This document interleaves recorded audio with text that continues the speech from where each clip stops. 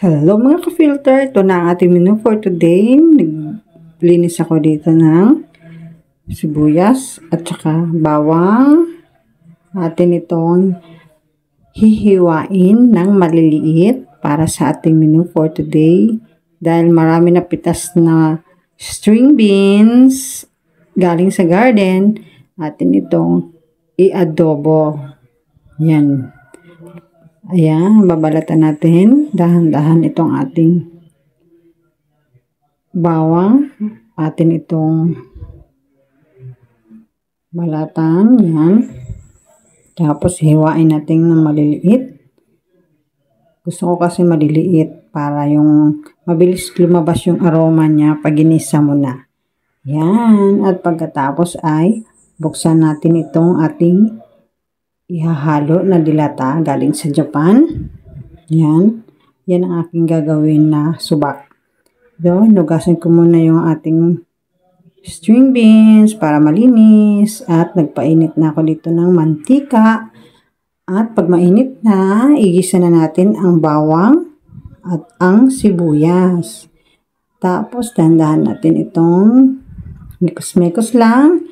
At pag lumabas na yung aroma na ating mga lamas, ay atin nan itong ilunod ang ating main ingredient. Siyempre, ang bagong pitas na mga balatong o string beans sa garden ng aking ama. Yan. Atin itong pipisain ng maliliit. Yan.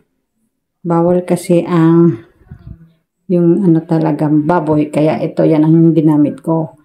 Yan, nilunod ko na dito yung batong. Nilagyan ko yan ng powder na paminta at saka vetchin.